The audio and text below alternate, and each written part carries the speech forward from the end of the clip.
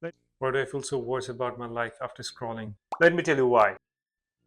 Huh? Who are you? I'm you, but a little bit more aware. Do you want me to answer that question? Sure. Tell me why I feel so miserable after scrolling. Because comparison doesn't take permission. It sneaks in quietly as inspiration and leaves behind self doubt.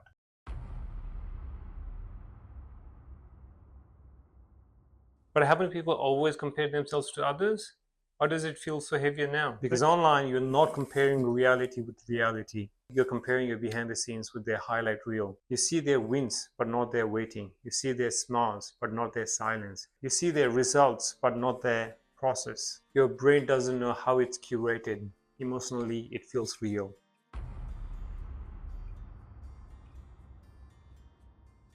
What's the actual cost of that? It's just scrolling, right? The cost is subtle but deep. It makes progress feel invisible. It turns patience into pressure. It convinces you that being normal means being behind. You could be improving quietly, learning, building, healing, but one post makes you feel like you're failing, not because you are, but because someone else is louder.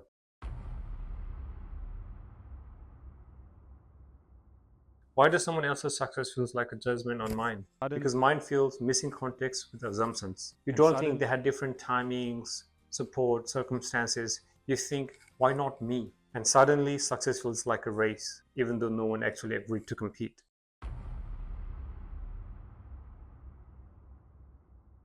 So what's the biggest misunderstanding people have about comparison? They think comparison motivates. Sometimes it does, briefly, but most of the time it drains energy instead of creating it. But motivation built on jealousy does not last. It makes you rush or quit.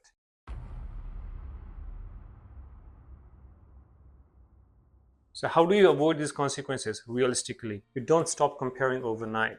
You just change the rules. Here is how. Limit exposures during vulnerable moments. Scrolling late at night when you're already tired makes the comparison louder. Follow fewer people more intentionally. If someone makes you feel less than constantly, then it's not inspiration, it's a erosion. Measure progress privately. Keep a journal, a note app, or a weekly check-in. Your growth does not need witnesses to be real. Remind yourself what you're not seeing. Every post hides effort, sacrifices, doubts, and delays. So make sure you keep that in mind. And most importantly, define your success before the internet does it for you.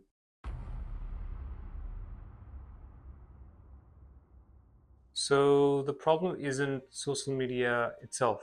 No, it's letting other people's timeline define your worth. Your life is not behind, it's just unfolding behind the camera.